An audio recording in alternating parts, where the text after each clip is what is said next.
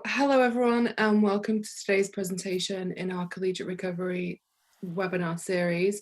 My name is Olivia Pinelli, and I'll be your host today. We're joined by Dr. Valerie Mason-John, who will discuss 8-step recovery. Just a few logistical items. These webinars are hosted by the Association of Recovery in Higher Education in order to support the growth and development of the collegiate recovery field.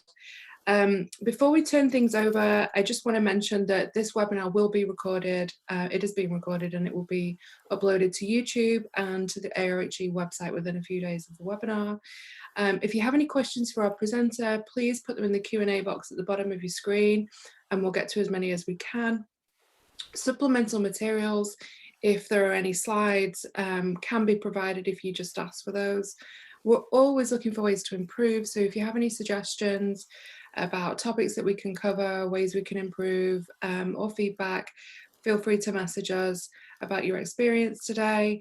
And I just want to say thank you to Dr. Mason-John, and I'll take a moment to read your bio.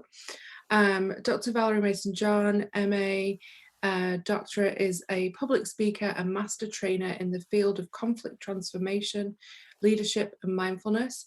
She is the author of 8-Step Recovery, a Buddhist approach for working with addiction and obsessive thinking, which won the Best USA Book Award in 2014 and Best International Book Award in 2015 in the motivational and self-help category. So with that introduction, I will hand it over to you. Yeah, thank you for that, Liv. And I just want to say, for all of those who are watching right now, that wasn't Liv's mistakes with my pronouns. I think that's an old bio, so just want to say that. So that's not, otherwise people think, oh, whatever. So that's my mistake. Yeah. Okay, so I'm here to talk about one of my favorite topics, recovery. And I thought what would be really great is to begin with a meditation.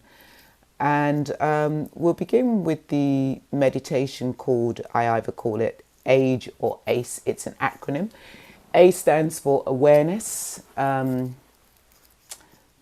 stands for awareness. C stands for collecting the breath, or it could be G, gathering the breath, and E stands for expanding the breath. So it's a breathing space, and we'll do that for maybe 5 to 10 minutes. So just become comfortable.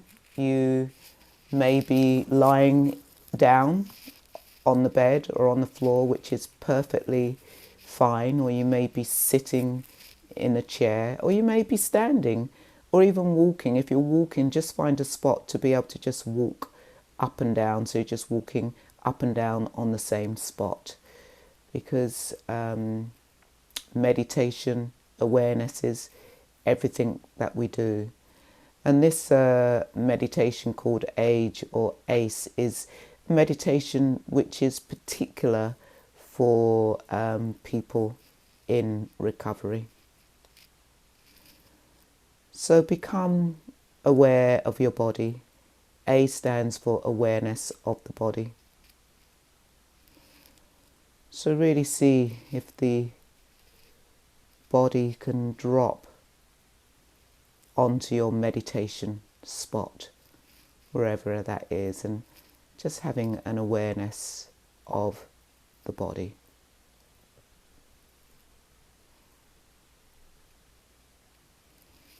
When we become aware of the body by simply noticing what the body is touching. So becoming aware of your feet supported by the floor. Become aware of your sitting bones being supported by the seat or the bed or the floor. And again, we become aware by just noticing what the body is touching. So having awareness of clothing touching the body. Some parts of the clothing are tight, and we can really feel that touching the body. And some parts of clothing are snug, and we can feel that on the body. And some parts of clothing are just loose.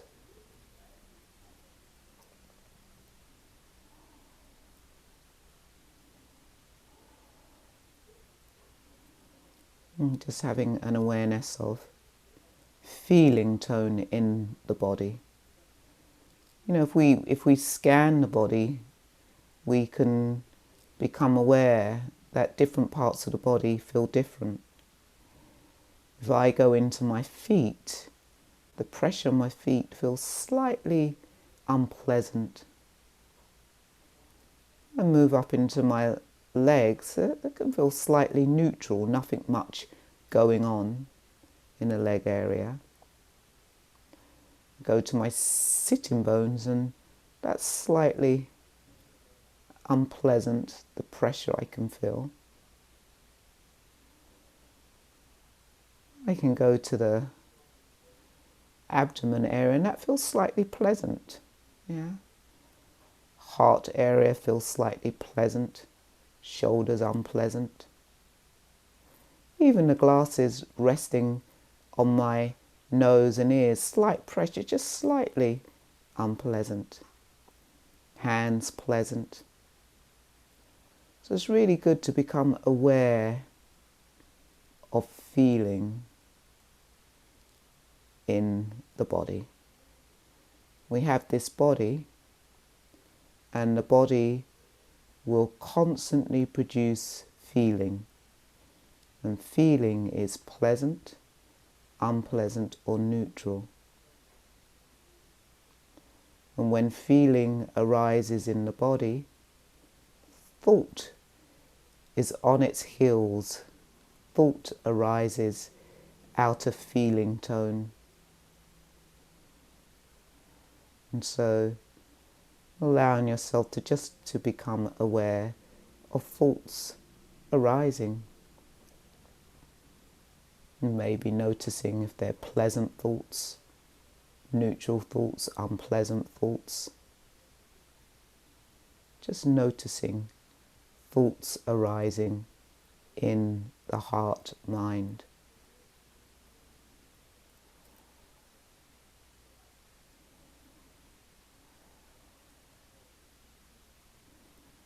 And really see if you can notice thoughts, be aware of thoughts without identifying with the thoughts, without making the thoughts me, mine, and I, without becoming the thoughts, just noticing thoughts arising.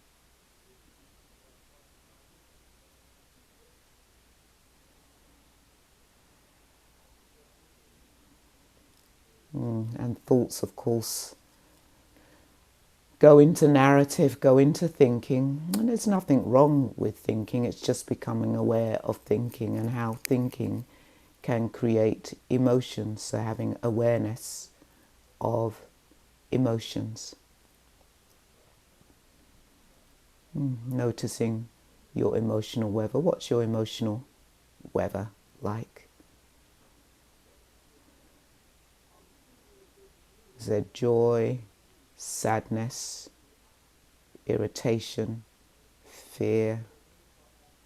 What's going on in your emotional weather?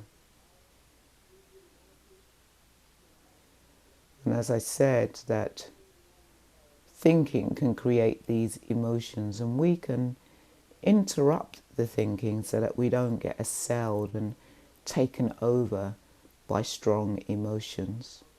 We can interrupt the thinking by moving into the letter G or C, gathering the breath or collecting the breath. So we're going to gather the breath in the abdomen, noticing the abdomen rising and falling. So really see if you can feel the abdomen rising and falling as you breathe in, out, in, out. And really see if you can connect to the touch of the breath in the abdomen rising and falling. And if you can't feel the abdomen rising and falling, perhaps gather the breath in the chest area or in the throat area, just focusing on one place where you can really feel the touch of the breath. Some of you may even be able to feel it on the upper lip as you breathe in. It's cool, and as you breathe out, it's warmer. So just taking a few moments of connecting to the touch of the breath, and allow it to interrupt the thinking. And as you experience the touch of the breath, allow it to soothe the body, to soothe the heart-mind, soothe the body, soothe the heart-mind.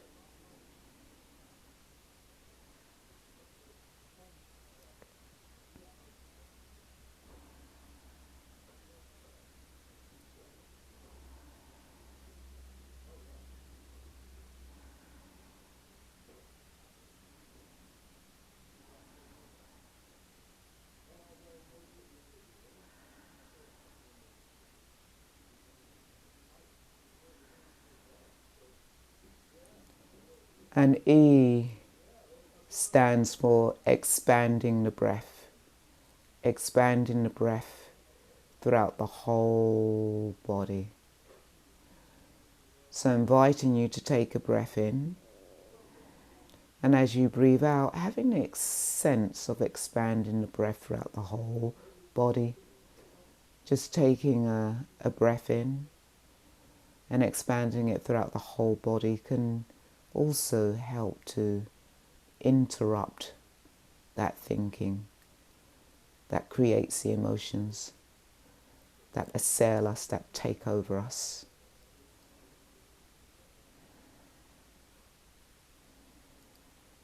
And one more time, taking a breath in and expanding the breathing throughout the whole body.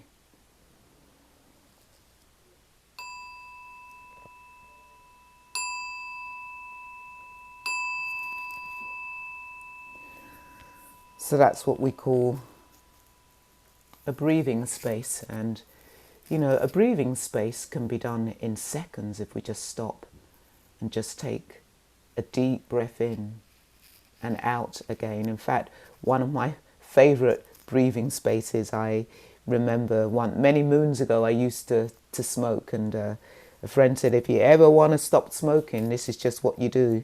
And this was it.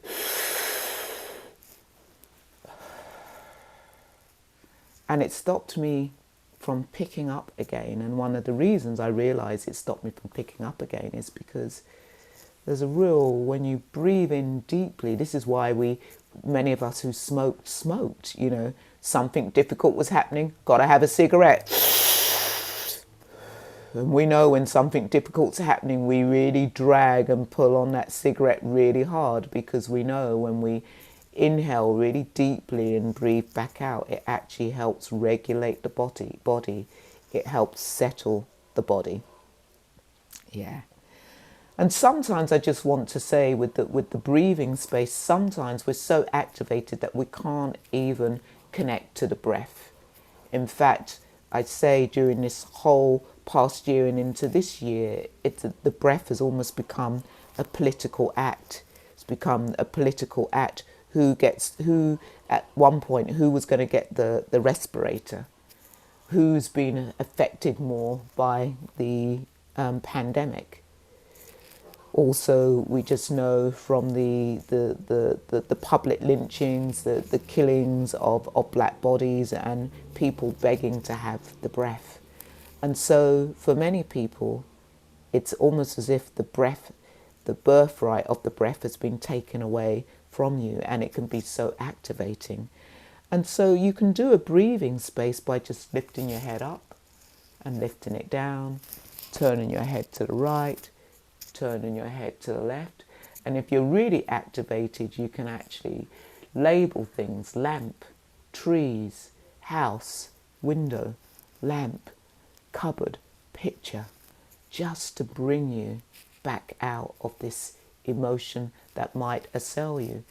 And also, just one other thing, it's also if you're just able to just really touch your hand lightly or put a hand upon your heart.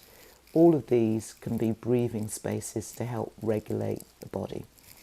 So I'm here to talk about 8-step recovery. And I thought what I would do is I would share a video of people talking. I might have to take my headphones out. I don't think you can hear, but I'm gonna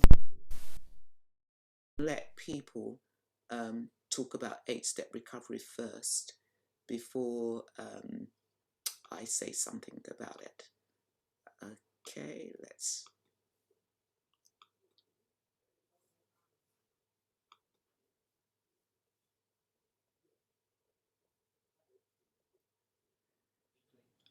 I love the fact that the 8-step recovery program is no conflict with my 12-step program. What it does, it just enhances my step 11 and it just enhances my spirituality. And the 12-step program, all it does is it tells you to find a spiritual practice. And this is perfect because it has prayer, it has meditation, it has literature, and it has support from the community. And that for me is really important. You know, I've made so many great friends at the 8-step recovery program, and I'll forever be grateful for the relationships and the wisdom that I've gained from the 8-step recovery program. 8-step recovery has totally impacted my life, 360 degrees. So the main thing that I get from the 8-step, well, it can't be one main thing, there's thousands of things. One of the main things is having a really nice connection with Sangha, the group, the community here. Because over the years, I've been coming here for roughly 4, almost 5 years, I think. And this was my path of recovery this time. I've been in other programs of recovery, and I have a background in addictions as an addictions counselor. But this program of recovery is the one that I found has helped me face most of my philosophical questions about life. The 8-step recovery impacted my life in a really gentle way, something I really needed in my life at the time when I first started coming here. It was really welcoming here. I really feel comfortable here, and I needed a smaller space to come to discover a little more about myself with where I was really going in my life. I was experiencing a lot of tragedy in my life, losses in my life, and I needed a safe place to be, and I found it in the 8-step recovery program. I first came to 8-step recovery through some friends that were in 12-step programs, and it has really fulfilled the 11th step, which is taking care of my spiritual practice. And it opened up a whole world of opportunity for me through the meditation practice and the camaraderie of the fellowship here at the 8-step recovery. It's been, I'd have to say, life-changing. One of the benefits has brought meditation into my life, and that has become a cornerstone for my daily practice, what my day looks like. Particularly what I found really, really amazing about the 8-step program is having ethical principles, having the 5 ethical principles that are basic principles that we live by. They're really helpful guidelines for my life. 8-step recovery has impacted my recovery program by bringing a breath of fresh air and a fresh approach to my ongoing recovery. And I particularly like going for refuge to the Sangha, the teachings, and the wisdom of the Buddha as a way to articulate having a higher power and finding a source of strength that was greater than my own. That being able to articulate it, a source of strength that is not a person or a being, was critically important for me, and that was one of the things. And I think the other most important thing was discussing and exploring the Four Noble Truths and accepting that life does have suffering in it, And when when I accepted that that's the nature of life, then I didn't find that there was any more need to escape from life through addiction. Yeah, and I've learned to accept that this human life does bring suffering, and I've learned to accept that I bring extra suffering into my life, and that can stop. My experience since I've been a part of the 8-step recovery program has been in the prevention of relapse for myself. Paying attention to the steps on a regular basis in conjunction with my meditation has really I've found very helpful in helping me to re-engage in my community and re-engage in being very much present in my own life. At this time, I'm also had the privilege to be part of the 8-step recovery group in the meetings and have had the opportunity to help facilitate, which I have found helped me a great deal in becoming very much aware on the impact that I personally can have on the everyday lives of others. 8-step recovery is a wonderful program. It's profound, it's powerful, it's intuitive, it's great. You know, it's changed my life. I'm not the same person that I used to be. And I also read the 8-step recovery book as well as come to the sessions, and those two together is a very powerful mixture. And just to have the author, you know, come in and facilitate has been just so profound for me. And just the way I interact with others and the way I deal with the community, and just my meditation has gone such a vast improvements. My spirituality in general has really been improved. I'm really grateful for the 8-step meditation recovery program. It's really a blessing.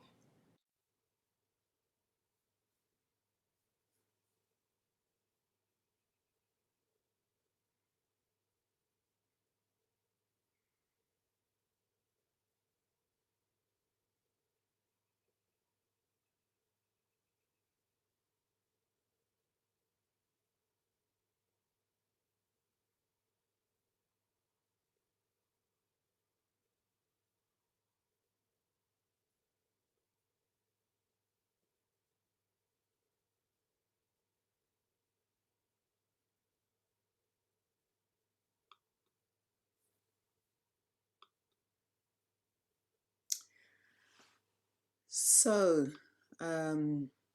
8-step recovery.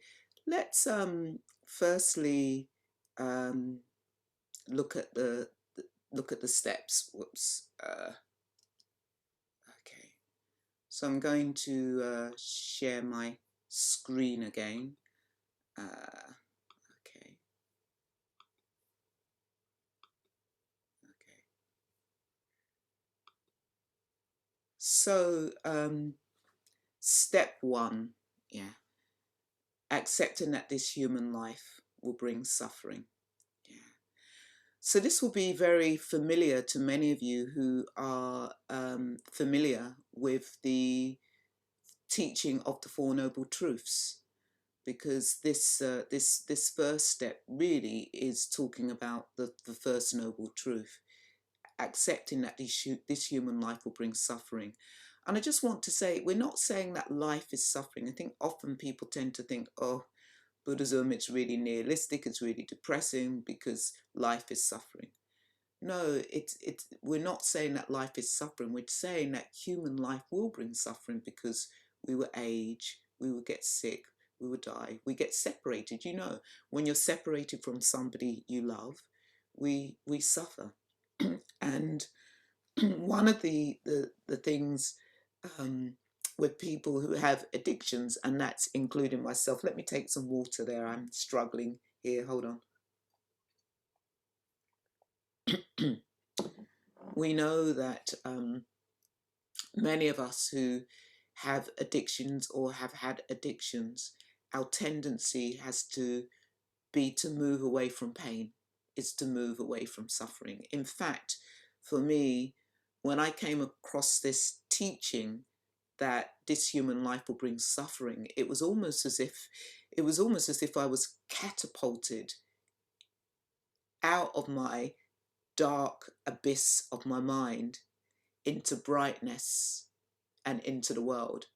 Because when I was in that dark abyss of my mind, I thought I was the only person suffering. I thought it was just me. And not just that I thought I was the only person who was suffering, I thought it was bad. I thought I wasn't meant to be experiencing this. You know, this was wrong. And so for me to read that this human life will bring suffering, it was like, oh, I'm normal. It connected me to the rest of the world. And I think sometimes we can think we're the only person, and there's just something soothing, just something when we realize that actually we are not the only person suffering. Yeah. And it's really difficult because how do we deal with suffering in our lives? Step 2 is seeing how we create extra suffering in our lives. And this is how many of us have actually dealt with pain. We've dealt with pain by creating extra suffering in our lives. You know, I used to think that for me to actually be creative, for me to be productive, for me to do well, I had to create chaos in my life. I thought if I create chaos, it was out of that chaos I can be really productive. And that was because I grew up in chaos. Chaos was familiar. I didn't know how to be with anything else. You know, I spoke about these 3 feelings, and I'll say a bit more once I've been through the steps. But for people who step onto the path of recovery and they've got their program of abstinence or their program of harm reduction, and they can get into 3 or 4 weeks of their recovery, they're doing really well with the harm reduction, with the abstinence, and things get a bit boring. Things get a bit neutral, nothing much going on. And this can be quite painful. It can be quite scary, this neutral place, nothing much going on. And so what do? We go out and pick up because we feel alive again. Something is going on. And this is how we create extra suffering in our lives. And I know, again, this is the second noble truth of just realizing the causes of suffering. And when I read this, I really could see how I was creating extra suffering in my life. And that was liberating because once upon a time when I was deep in my addictive behaviors, I would have told you that somebody jumped inside me and drove me to pick up. It wasn't me who was doing it, that I had absolutely no control over this. And when I was able to slow down and see, oh, this is me creating extra suffering in my life, I think, oh. And now there are times when something happens and I can go into this, what I call this stinking thinking, and I just say to myself, take the second dart out and just be with the first dart of pain. It will pass. This too shall pass. It will pass.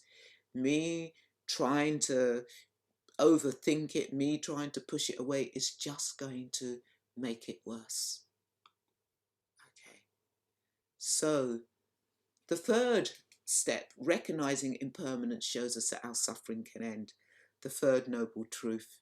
In fact, I'm smiling because when I read this third truth, it was like, why are you telling me that there's an end to suffering? Why are you telling me now? Why isn't that the fourth noble truth? Why isn't it the fourth noble truth? And it took me a long time to understand. And I realized it was because if I had waited for the fourth noble truth, that there's a way out of suffering, I wouldn't have believed it. If the third one was there was a way out of suffering, I wouldn't have believed it.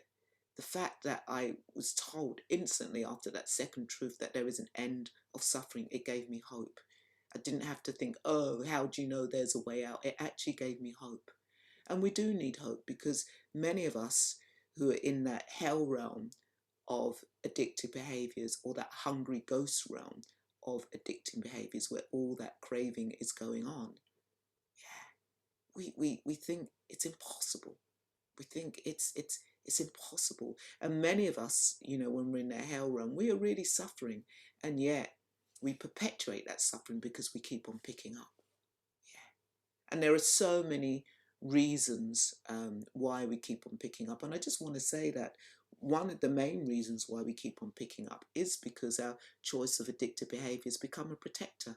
It's protecting us. It's protecting us from waking up to all the things that we haven't been doing, protecting us from having to engage with perhaps some of our unskillful actions. It's protecting us from feeling all that messy pain. And we have to remember that. Yeah. So the fourth noble truth, many people say, I'm so glad that this one is here, being willing to step onto the path of recovery and discover freedom. We really do, you know, that we have to get really honest with ourselves. Do we want to step onto the path of recovery and discover freedom? And I think many times there are those of us who are in the middle. There's a part of us that wants the recovery, and there's a part of us that wants to hold on. Yeah. And it's really important to recognize those two parts. And there'll be other parts. There'll be parts who'll be trying to sabotage us. But just if we can recognize that there is a part of us that wants recovery, and there's a part of us perhaps that wants to keep on using, and which part do we identify with? Often we identify with the part of we want to keep on using because we picked up and we relapsed, and that's what we choose to identify with. And actually we know that when we pick up, it's a teachable moment. I don't even want to call it a relapse or a slip. We've literally just picked up our choice of distraction.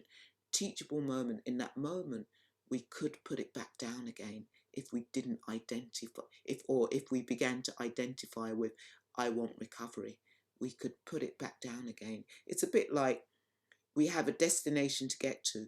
We've got to be at this place, or we've got to catch that train which is leaving at 10 o'clock, and we're walking along the road to the train station because we've got to catch this train, and we bump into somebody who wants to talk to us.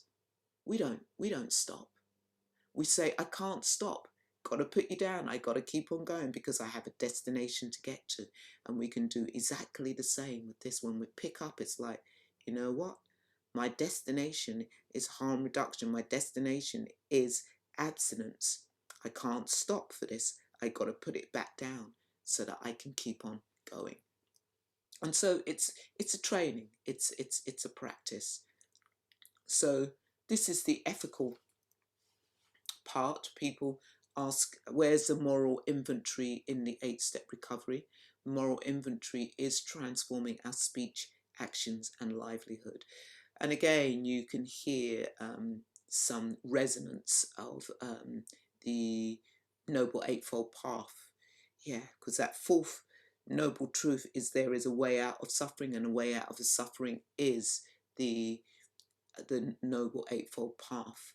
And in that path, we do transform our speech, we transform our actions, and we transform our livelihood. It's a lot of hard work that we have to do, and it can be really, really difficult, especially if we are living in the same place which has supported our addictive or compulsive behaviors.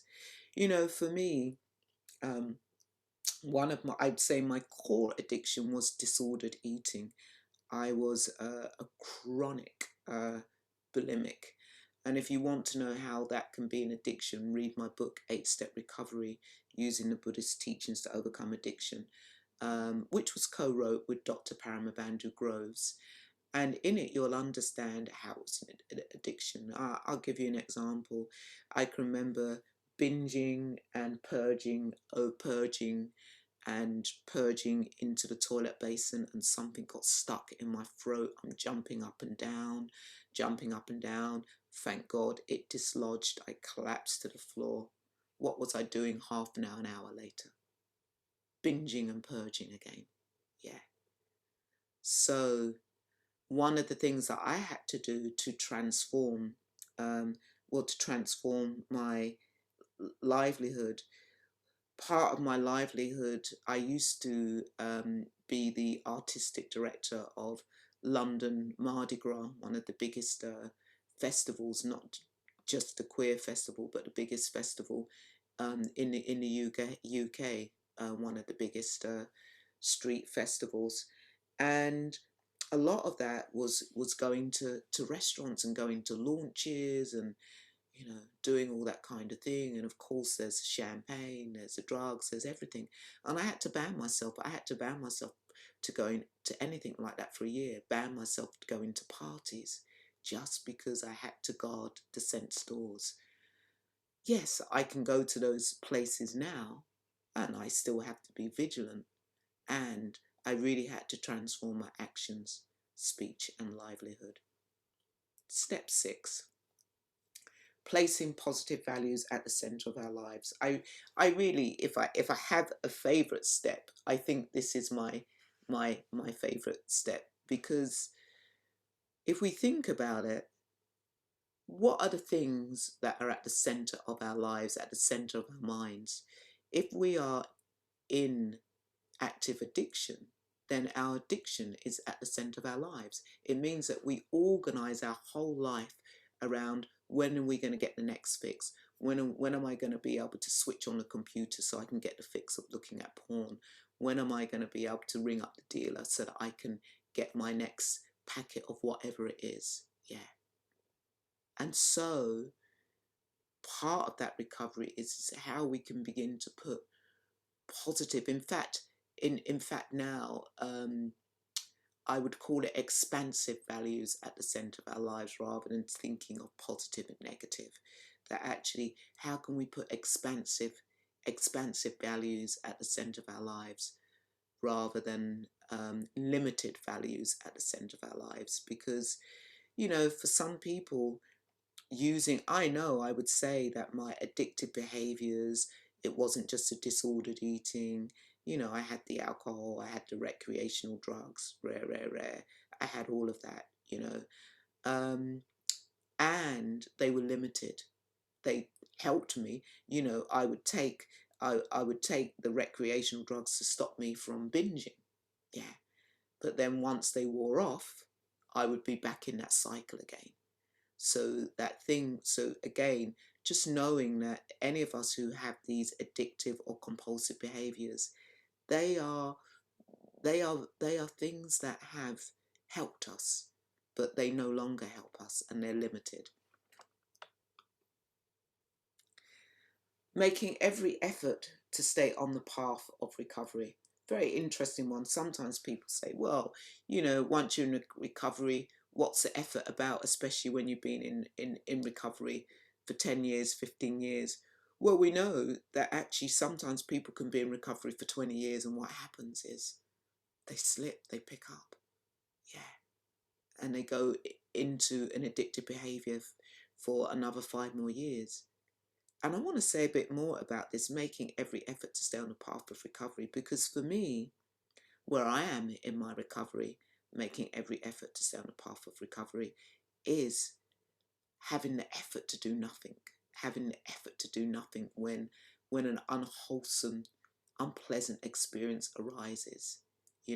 Although I don't have the disordered eating, and I don't, I haven't picked up recreational drugs or alcohol or whatever for many years, there are times when painful experiences arises, and I turn towards it. I might find something, I've put something in my mouth, I've turned away from it, or I might have gone onto my phone and just kind of excessively start looking at Facebook, and an hour later, what am I doing?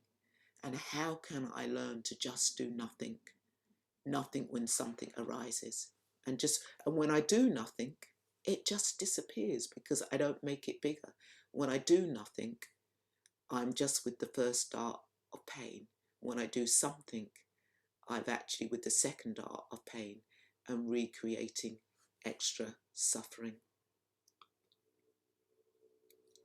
And then, of course, step 8, helping others to share the benefits I have gained.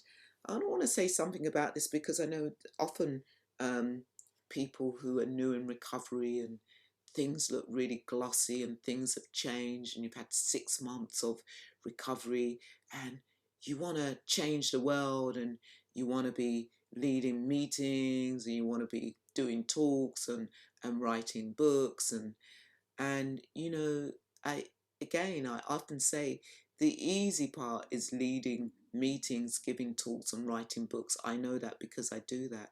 The hard part is living recovery. How can we be recovery? How can we live recovery? That helps others to share the benefits we have gained.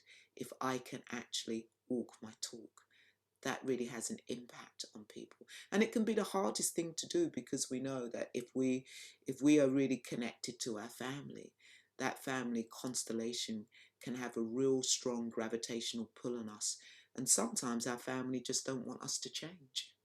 They don't want us to change. They find it difficult because they think, oh my God, you're going to change them. They admire you from afar, but are also fearful.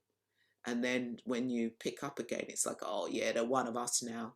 Yeah, that's it. We can keep on going. And if we can separate and actually live our recovery, that can really have an impact on your family and your friends. So they are the 8 steps. Yeah. So what I want to say is a couple more things, and then perhaps we can have a couple of questions. It's really fantastic, 2021. We have so many free recovery programs out there now.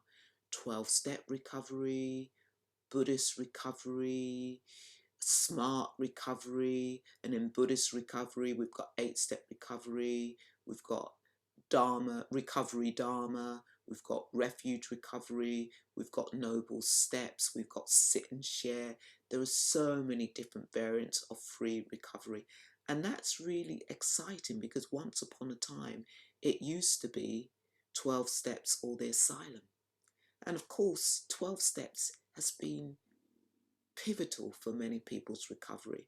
And for many people, the 12 steps didn't work. So now people don't have an excuse and saying, well, you know what, 12 steps or the asylum, there's nothing for me. There is so much out there. And of course, if you want to pay for your recovery, there's a whole plethora of recovery programs if you want to pay for your recovery. And the way I see it is that for those people who are in 12 steps, we have people who come to 8-step recovery meetings in 12 steps because they're exploring their 11th step. I laugh and say, okay, so your 11th step, you've got 8 more steps to explore your 11th step. Yeah. Some people are, are blending or mashing it up. They'll go to a 12-step meeting, they'll go to an 8-step meeting, and they're creating their programs. Yeah. So 8-step recovery meetings, you can go onto my website where 8-step meetings are listed.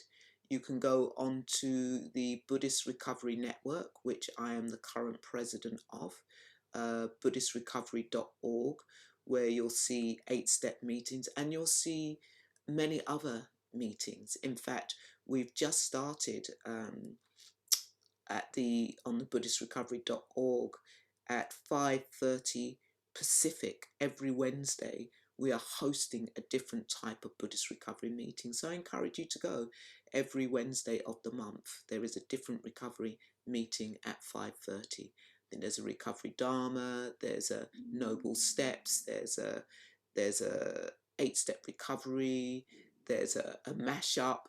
So yeah. So there's a lot out there. And yes, you can be mentored through the program. There are people who are mentoring through the program. And as I say, this this program, it's completely free. Of course, in 12-step, there's 7 tradition. In 8-step, we say dana, which is the same thing. Generosity. If you can give dana, you can, and if you can't, you can't. And dana goes to pay for hosting meetings, hosting Zoom meetings. It can pay for literature. It can also help support people go on retreats. So that is 8-step recovery in a nutshell. Just to say that the 8-step recovery book is translated in Spanish. It's called Mindfulness y las Adicciones. Also, the 8-Step Recovery book is now an audio book. You can go to Tanta and download an audio book. So if you want to hear the book being read to you, you can download it. And there are 8-Step Recovery meetings in Finland, in England, in Mexico, in Canada, in America, in Bali. So yeah, that is 8-Step Recovery. Thank you so much. Sylvia's going to ask you some questions. Yeah, Valerie, again, thank you so much. Just a gift to have you here and to have your book. That reading it was part of the inspiration for reaching out. So thank you for that gift. I'm curious what your experience with bringing 8-Step Recovery to youth or like college-aged folks has been, if any, or kind of like what is the age range that you've typically worked with folks when you're kind of when you're implementing and teaching 8-Step Recovery? That's a really good question. What I would say is that I have a program called Mindfulness-Based Addiction Recovery, which is, I'd say, a cousin to mindfulness-based relapse prevention. And we call it mindfulness-based addiction recovery because we're wanting to focus on the recovery element rather than setting up for people, okay, you're going to relapse. Actually, let's focus on recovery because we know that's part of it. And so that program, and we do incorporate some of the 8-Step into it, I have delivered it to young people. And it's, in a way, it's interactive. It's the opportunity for people to talk about their addictive behaviors. It's very powerful, the opportunity for young people to even talk about witnessing people dying. I mean, where I live in Vancouver, our crisis last year, we had more deaths from fentanyl than we did from COVID.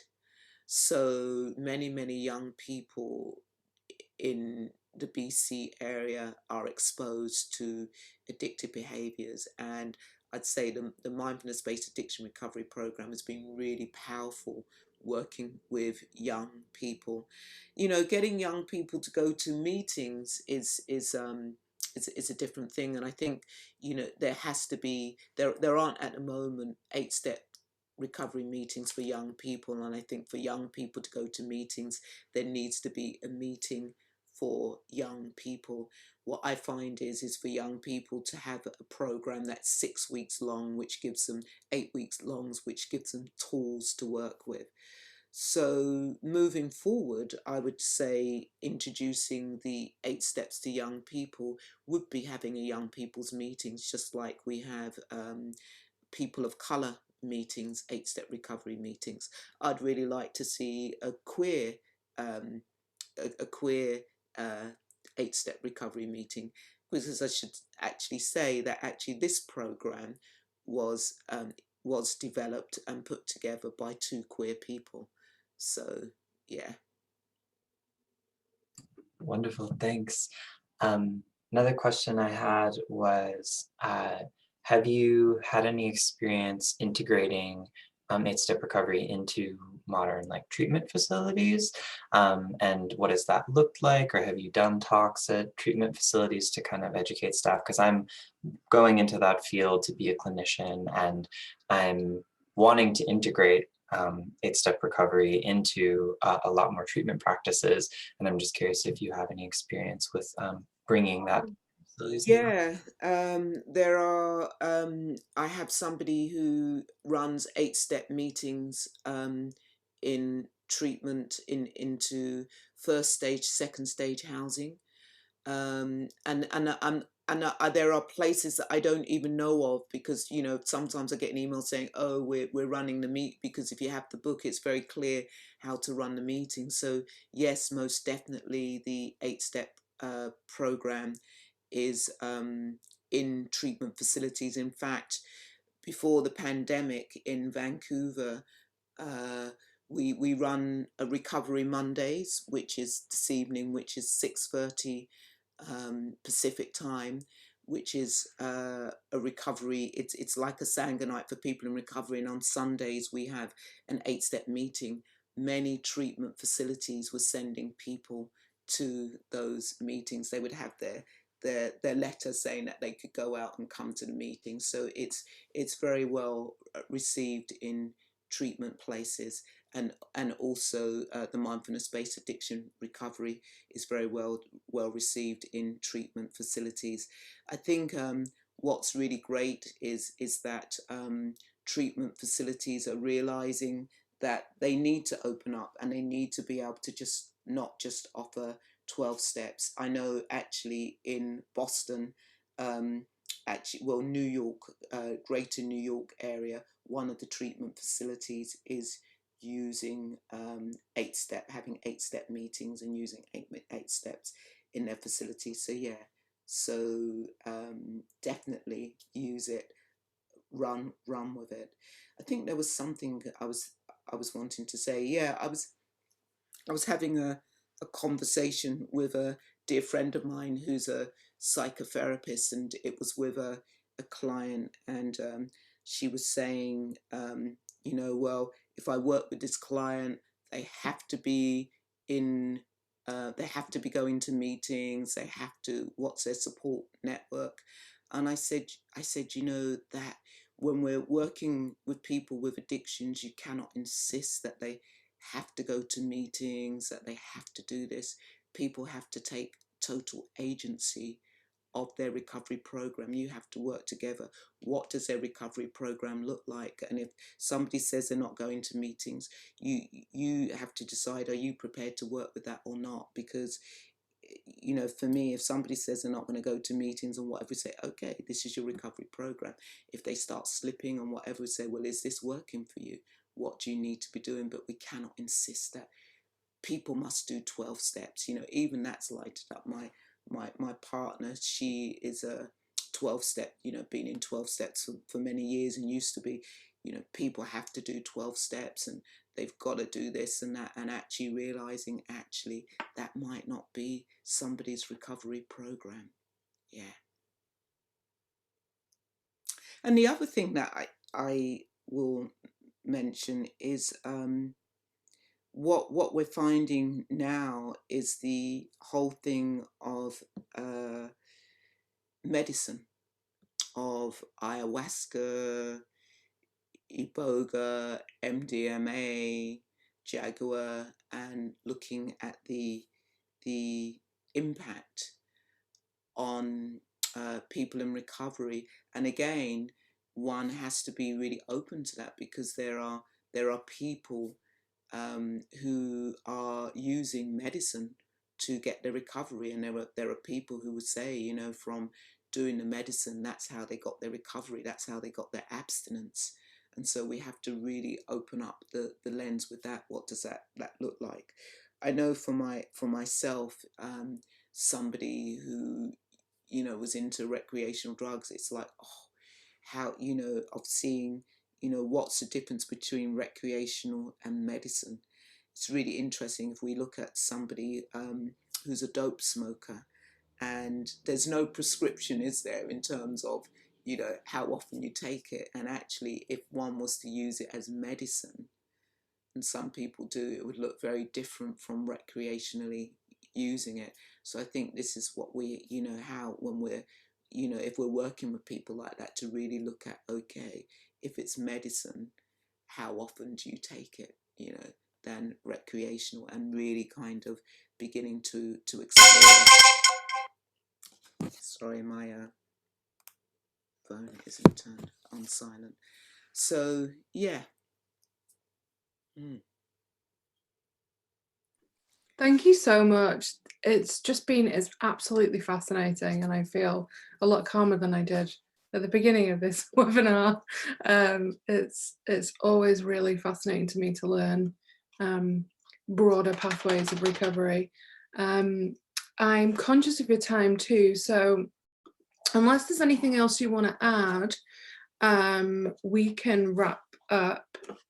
This is a perfect time because I'm aware of time now, and it's thank you for the opportunity of of giving me of talking about 8-step recovery. So, if people want to know more about 8-step recovery, they can go to my website, which is Valerie Mason hyphen a dash, not the word hyphen, Valerie Yeah. Mason hyphen John.com. But you can Google me and find my work, or go to BuddhistRecovery.org and see what's on offer there. So thank you. Thank you.